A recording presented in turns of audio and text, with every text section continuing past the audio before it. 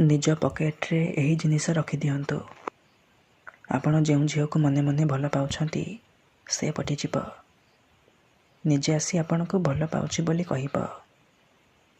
ଏହି ବଶୀକରଣ ଏତେ ଶକ୍ତିଶାଳୀ କି ଏହାର ପ୍ରୟୋଗରେ ଆପଣ ଶାଶୁ, ନଣନ୍ଦ, ଦିଅର, ଭାଉଜ କାହାକୁ ବି ନିଜ ବଶରେ କରିପାରିବେ।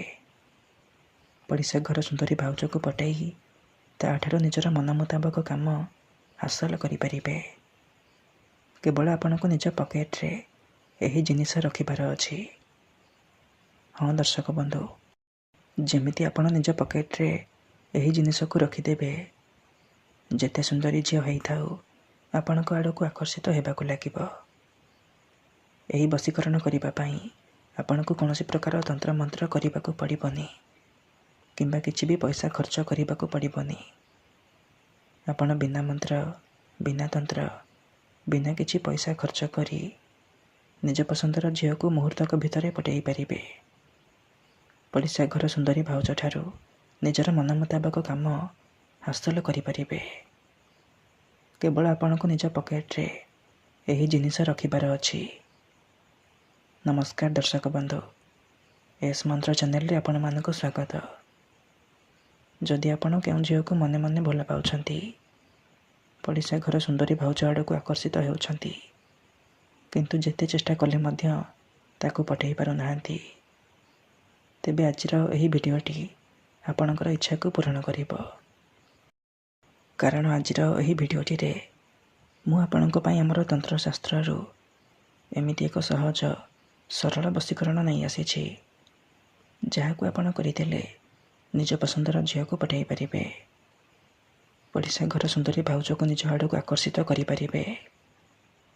କିମ୍ବା ଯଦି କେଉଁ ଝିଅ ଆପଣଙ୍କୁ ଧୋକା ଦେଇଛି, ଛାଡ଼ି ପଳାଇଛି, ଆପଣଙ୍କ ନମ୍ବର ବ୍ଲକ୍ କରିଦେଇଛି, ଅନ୍ୟ କାହା ସହିତ କଥା ହେଉଛି, ଅନ୍ୟ କାହାକୁ ଭଲ ପାଉଛି, ଆଉ ଆପଣ ସେ ଝିଅକୁ ଫେରି ପାଇବାକୁ ଚାହୁଁଛନ୍ତି, ତେବେ ନିଜ ପକେଟରେ ଏହି ଜିନିଷ ରଖିକି ଦେଖନ୍ତୁ। ଗ୍ୟାରେଣ୍ଟି ଦେଉଛି ସେ ଝିଅ ଯେତେ ଦୂରରେ ଥିଲେ ମଧ୍ୟ ରାତି ଦିନ ଆପଣଙ୍କ କଥା ଭାବିବ, ନିଜେ ଆସି ଆପଣଙ୍କର ପାଦ ତଳେ ପଡ଼ିବ ଆଉ ଆପଣଙ୍କୁ ଭଲ ପାଉଛି ବୋଲି କହିବ। ଏହି ବଶୀକରଣ ବିଧି କରିବା ଅତି ସହଜ। ଏହାକୁ କେହି ବି ଅତି ସହଜରେ କରିପାରିବେ। ବିନା କୌଣସି ମନ୍ତ୍ରତନ୍ତ୍ର କରି, ବିନା କୌଣସି ପଇସା ଖର୍ଚ୍ଚ କରି ନିଜ ଘରେ ବସି ବସି କରିପାରିବେ। ତେବେ ଚାଲନ୍ତୁ ଜାଣିବା ଏହି ବଶୀକରଣ ବିଧିକୁ ଆପଣ କିପରି କରିବେ, କେମିତି କରିବେ, ଏହାର ପ୍ରୟୋଗ ବିଧି କ'ଣ, ଚାଲନ୍ତୁ ଜାଣିବା। ବିଧିଟି କରିବା ପୂର୍ବରୁ ମୋର ଆପଣମାନଙ୍କୁ ଅନୁରୋଧ କି ଆପଣ ଭିଡ଼ିଓଟିକୁ ପୁରା ଧ୍ୟାନର ସହିତ ମୂଳରୁ ଶେଷ ପର୍ଯ୍ୟନ୍ତ ଦେଖନ୍ତୁ। ପ୍ରୟୋଗ ବିଧିକୁ ଠିକ୍ ଭାବରେ ବୁଝନ୍ତୁ, ତାପରେ ଆପଣ ବଶୀକରଣ କରିବା ପାଇଁ ଯିବେ।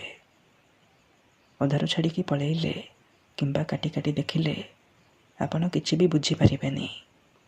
ଆଉ ପରେ ଆପଣ କହିବେ, ଗୁରୁଜୀ ଆପଣଙ୍କର ବଶୀକରଣ କାମ କରୁନି। ଦେଖନ୍ତୁ, ଯେଉଁପରି ଆପଣ ଭଗବାନଙ୍କୁ ମାନୁଛନ୍ତି, ଭଗବାନଙ୍କ ଉପରେ ବିଶ୍ୱାସ ରଖିଛନ୍ତି, ନିଜର ସବୁ ଦୁଃଖ, କଷ୍ଟ, ଅସୁବିଧା ଭଗବାନଙ୍କୁ ଜଣାଉଛନ୍ତି। ଯଦି ସେ ଅସୁବିଧାର ସମାଧାନ ନହେଲା, ତା'ର ମାନେ ନୁହେଁ କି ଭଗବାନ ନାହାନ୍ତି।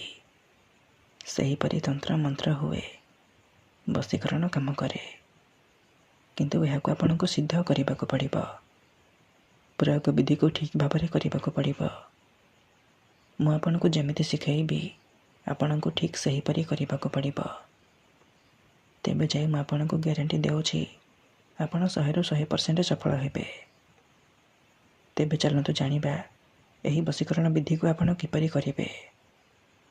ମନେ ରଖନ୍ତୁ, ଏହି ବଶୀକରଣକୁ ଆପଣ କେଉଁ ବି ବାରରେ କରିପାରିବେ, କେଉଁ ବି ସମୟରେ କରିପାରିବେ, କିନ୍ତୁ ବିଧିଟି କରିବା ପୂର୍ବରୁ ଭଲ ଭାବରେ ହାତ, ଗୋଡ଼, ମୁହଁ ଧୋଇକି ସଫା ବସ୍ତ୍ର ପିନ୍ଧିକି ଆପଣ ଏହି ବଶୀକରଣ ବିଧିକୁ ଆରମ୍ଭ କରିବେ। ପ୍ରଥମେ ଆପଣ କ'ଣ କରିବେ, 3ଟି ରସୁଣ କୁଲା ଆଣିବେ, ଅଳ୍ପ ଟିକେ ଲାଲ ସିନ୍ଦୁର ଆଣିବେ, ଆଉ ଖଣ୍ଡିଏ କଳା କପଡ଼ା ଆଣିବେ।